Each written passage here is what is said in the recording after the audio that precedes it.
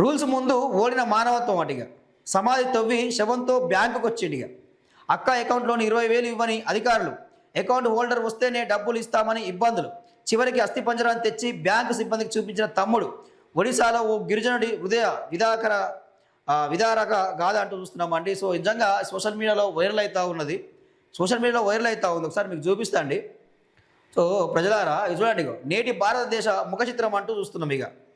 So ఇక్కడ death certificate అడిగితే skeleton ఇచ్చాడంటూ చూస్తున్నామండి. సో ఇక్కడ విషయం ఏంటంటే ఇది ఒడిశా రాష్ట్రంలో జరిగింది, కియోంఝర్ జిల్లా ఇది. ఇందులో వాళ్ళకు ఒక గిరిజన తెగకు చెందిన వారు నిజంగా చాలా చాలా బాధాకరమైన విషయం ఇది. చాలా బాధాకరమైన విషయం ఏంటంటే అసలు ఆ బ్యాంక్ అకౌంట్లో వాళ్ళ అక్క చనిపోతే ఒక 20,000 ఉన్నాయి. ఆ డ్రా చేసుకోవడానికి ఆయన బ్యాంక్ వచ్చింది. ఇక కలరాముండ అని చెప్పి అక్క చనిపోయింది అనమాట. సో మా చనిపోతే ఇంత బ్యాంక్కి వెళ్ళిండు, మా అక్క చనిపోయింది ఆ డబ్బులు ఇవ్వండి అని చెప్పి బ్యాంక్కి వెళ్ళి బ్యాంక్ అధికారులు అడిగితే సో ఈయనకు చదువు రాదు, అక్షర జ్ఞానం లేదు, బయట ప్రపంచం తెలియదు. సో వాళ్ళు చెప్పిన విషయం అర్థం కాలే. సో డెత్ సర్టిఫికేట్ తీసుకురా, లేదు నువ్వే ఆ కుటుంబ సభ్యునివి అని చెప్పి లీగల్ ఎయిడ్ సర్టిఫికేట్ తీసుకురా అని చెప్పి బ్యాంక్ వాళ్ళు చెప్పారు. సో అవి తీసుకొస్తే లీగల్గా మేము డబ్బులు ఇస్తాం, ఇట్లా నువ్వు అడిగితే ఇవ్వడం మాకు కుదరదు అని చెప్పి వాళ్ళు చెప్పారు. సో ఆయనకు అర్థం కాలే, వాళ్ళు చెప్పారు కానీ బ్యాంక్ వాళ్ళు చెప్పారు కానీ ఆయనకు ఆ విషయం అర్థం కాలే. సో ఎన్నిసార్లు అడిగినా కానీ వాళ్ళు కొంచెం ఇక్కడ విషయం ఏంటంటే నిర్లక్ష్యం. పోనీ వీళ్ళు అక్కడ గ్రామానికి ఎవరికైనా ఫోన్ చేసి ఆయన అసలు చనిపోయిందా చనిపోలేదా అని చెప్పి ఆ బ్యాంక్ అధికారులు అడగలేదు. దాంతోపాటు అక్కడ ఉన్న ఎవరైనా సెక్రటరీ ఉంటే, ఆ గ్రామాధికారి ఉంటే ఆయనకు ఫోన్ చేసి పలానా ఆయన వచ్చిండండి, ఆయనకేం తెలియదు, కొంచెం ఆయన పిలిపించుకోరు, ఆ డెత్ సర్టిఫికేట్ ఏందో ఇష్యూ చేయండి, ఆయన డబ్బులు మీకు ఇస్తామని చెప్పి వీళ్ళు చెప్పకపోవడం అంటే ఇక్కడ మిస్కమ్యూనికేషన్. సో ఆయనకు అక్షర జ్ఞానం లేదు, ఆయనకేం తెలియదు, ఏం చేయాలో ఏదో తెలియని పరిస్థితి. సో ఏం చేసిండు ఇక 2 నెలల క్రితం చనిపోయిన వాళ్ళ అక్క శవాన్ని దగ్గర అక్కడ బొంద దగ్గరికి పోయిండు, ఆ బొందలకి శవాన్ని తీసిండు.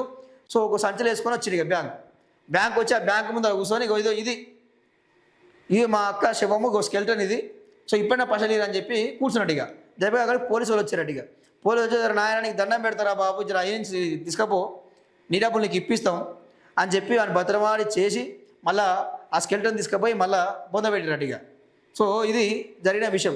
ఇక ఆయన ఆ స్కెల్టన్ ఎత్తుకొస్తున్నప్పుడు సోషల్ మీడియాలో అందరూ కూడా అంటే ఇక ఫోన్ ద్వారా ఆ వీడియోలు తీసి ఇంటర్నెట్లో పోస్ట్ చేశారు. సో అది వైరల్ అవుతూ ఉంది. ఇక్కడ విషయం ఏంటంటే బ్యాంకు ఉద్యోగుల నిర్లక్ష్యం కొంత కనిపిస్తూ ఉన్నది. సో అతనికి అర్థమయ్యే రీతిలో వాళ్ళు చెప్పలేకపోయారు, అతను అర్థం చేసుకోలేకపోయిండు. సో దీనివల్ల ఇలాంటి ఘటన జరిగింది. ఇక సో ఇది జరుగుతూ ఉన్న విషయం. సో ఎవరిది తప్పు అనే పరిస్థితి లేకుండా పోయింది. ఈరోజు బ్యాంకు అని తప్పు అనే పరిస్థితి లేకుండా పోయింది.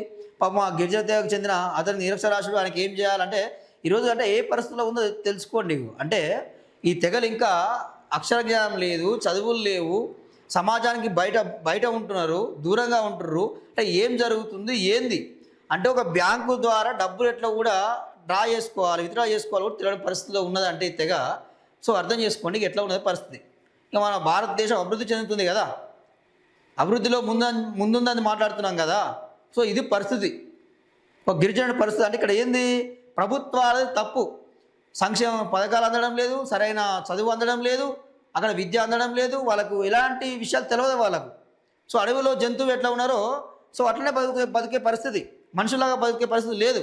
ఎందుకంటే ఒక అడవి మనిషి చేసినట్టే చేసిండు. ఇప్పుడు ఆయన ఒక అడవి మనిషి చేసినట్టే చేసిండు, పోయి శవాన్ని తోముకొని తీసుకొని వచ్చిండు. ఇక సో నాకు ఆ డెత్ సర్టిఫికేట్ ఏందో తెలియదు, ఆ లీగల్ ఎయిడ్ సర్టిఫికేట్ ఎక్కడ తెచ్చుకోవాలో తెలియదు, నాకు ఈ సంగతి తెలియదు, అంతగా చచ్చిపోయిందంటే మీరు నమ్మతలేరుగా. సో అని చెప్పి శవాన్ని తోవి తీసుకొని వచ్చి బ్యాంక్ ముందర వేసిండు, అధికారులు చూపించిండు, ఆ మేనేజర్కు చూపించిండు. సో ఇది జరుగుతున్నది. అంటే ఇంత అనాగరికంగా ఇంకా ఉన్నారా అనిపిస్తూ ఉంది. ఇంత అంటే ఏం స్వాతంత్రం వచ్చి 70 ఏళ్ళు దాటినా కానీ ఇంకా చదువుకు దూరంగా ఉన్నారు, సమాజానికి దూరంగా ఉన్నారంటే ఈ పరిస్థితి ఏందో అర్థం చేసుకోవాల్సిన అవసరం అయితే కనిపిస్తూ ఉన్నది. ఇక